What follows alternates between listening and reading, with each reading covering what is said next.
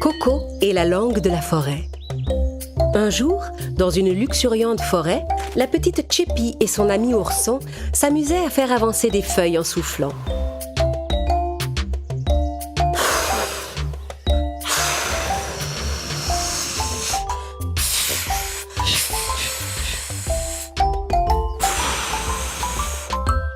Oh, j'ai gagné! J'ai gagné! Comment ça, tu as gagné? Nos feuilles ont avancé en même temps et sont arrivées au même endroit. Regarde! Oh, oui! Mais alors, on a gagné tous les deux? Oui! Tout va tout! Tchépi adorait passer du temps avec son ami ourson. Quand ils avaient faim, ils allaient voir ses parents et mangeaient avec eux les délicieux fruits de la forêt. Parce que la famille de Tchépi vivait avec les animaux de cette forêt depuis toujours. Leurs voisins les plus proches étaient une girafe et un lion. Un jour, Tchépi alla faire une promenade en forêt pour saluer ses amis les arbres. Alors qu'elle passait d'arbre en arbre pour les prendre dans ses bras, elle entendit une étrange plainte.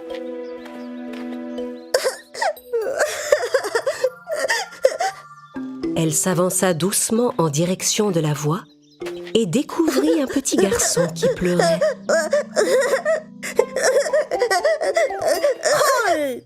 Je te transmets le bonjour de la forêt et du vent. Hein? Mais qui es-tu? Qu'est-ce que ça veut dire, Hoi? Je suis partout chez moi ici. Et c'est comme ça qu'on dit bonjour. Hoi! Tu habites dans la forêt? Eh oui, je m'appelle Tchépi. Et toi, tu es? Coco. Mais je n'aime pas du tout mon nom. Coco? C'est un très joli prénom. Coco signifie nuit étoilée dans la langue de la forêt. Ah oui? Si je te le dis. Et mon nom à moi signifie petite fée aux ailes scintillantes. Écoute, petite fée aux ailes scintillantes, en fait, je me suis perdue. Je me promenais dans la forêt avec ma famille, mais je ne les retrouve plus. Ils doivent être en train de me chercher partout. Tu pourrais m'aider? Wakigouki. Quoi? Je veux dire bien sûr. Bien sûr, je vais t'aider. Je connais cette forêt mieux que personne, crois-moi. Tchépi et Coco se mirent en route à travers la forêt. Comment tu peux marcher sans chaussures? Tu n'as pas mal aux pieds? Chaussures? Qu'est-ce que c'est? Ce que j'ai aux pieds. Pour ne pas risquer de se faire mal en marchant. Ah ah! Tu veux parler des paka-paka? Nous, les habitants de la forêt, on ne porte pas de paka-paka quand on va saluer les arbres. Parce que nos pieds sont les amis de la terre. Coco était très impressionné par la vie de sa nouvelle amie. Comme Tchépi, il continua sa route en prenant chaque arbre dans ses bras. Soudain, une panthère apparut devant eux. Ah! Elle a une panthère! Au secours! En voyant Coco essayer de se réfugier dans un arbre, Tchépi ne put s'empêcher de rire.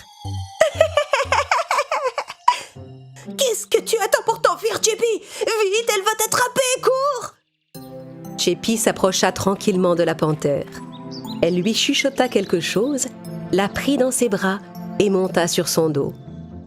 Coco n'en croyait pas ses yeux. Mon amie la panthère Mouna va nous aider, Coco. On retrouvera plus vite ta famille avec elle. Coco s'approcha de la panthère Mouna d'un pas hésitant. Mouna caressa la joue de Coco. « Quand tu voudras t'arrêter, tu n'auras qu'à crier « Pakuna !» Tchépi et Coco se déplaçaient si vite sur le dos de la panthère que les petits insectes se retournaient sur leur passage. Tandis que Mouna filait à travers la forêt, Tchépi entendit soudain une mélodie. Ah! J'ai entendu une fifi! On ferait mieux de ralentir! Pakuna! La panthère Mouna s'arrêta doucement. Qu'est-ce que c'est qu'une fifi exactement? Chut! Une fifi, ça veut dire une musique dans la langue de la forêt. Tchépi et Coco se dirigèrent doucement vers la musique et arrivèrent devant un gros ours. C'est... Oui, c'est un ours. Mais non, ça là, c'est mon harmonica. Un harmonica? Qu'est-ce que c'est? L'instrument qu'il tient dans ses mains. C'est avec ça qu'il joue la musique, je veux dire la fifi. Ça veut dire que ma famille ne doit pas être très loin. Cheppi s'approcha du gros ours et lui demanda où il avait trouvé cet harmonica. L'ours expliqua qu'il l'avait ramassé près du marécage. Il faut vite qu'on aille voir au bati-bati, Coco. Suis-moi. Au quoi? Oh, il faut que tu apprennes la langue de la forêt, Coco. Cheppi et Coco remontèrent rapidement sur le dos de la panthère Mouna et partirent vers le marécage, c'est-à-dire vers le bati-bati. Au bout d'un moment, Coco entendit ses parents appeler. À l'aide! Il y a quelqu'un? Au secours! S'il vous plaît, aidez-nous! Tonton, c'est la voix de mes parents. Il faut qu'on fasse vite. La panthère Mouna arriva au bord du marais. Les parents de Coco étaient là, mais ils étaient piégés dans le marécage. Maman! Papa! Coco! Non, Coco! Attention, il y a une panthère derrière toi! Ne vous inquiétez pas, elle va nous aider. Cheppi vit un de ses amis singes qui le regardait du haut d'un arbre. Hoi! May, tu peux me lancer une longue mapilla? Elle lui demandait une longue liane solide. Qu'est-ce que c'est qu'une mapilla? Le singe lança la liane la plus solide à Cheppi. La panthère Mouna, Cheppi et Coco attrapèrent la liane d'un côté et lancèrent l'autre extrémité aux parents de Coco. En tirant de toute leur force, ils aidèrent les parents à sortir du marécage. Coco se précipita dans leurs bras. J'ai eu tellement peur, j'ai cru que je vous reverrais plus jamais. Cheppi aussi était très heureuse de voir la famille enfin réunie. Et maintenant, tu ne voudrais pas nous présenter ton étrange amie qui nous a aidés, Coco? Elle n'est pas du tout étrange. C'est une fée aux ailes scintillantes. Une petite fée qui est amie avec les animaux et qui parle la langue de la forêt. Je suis très contente de vous rencontrer. J'espère qu'on se reverra un jour.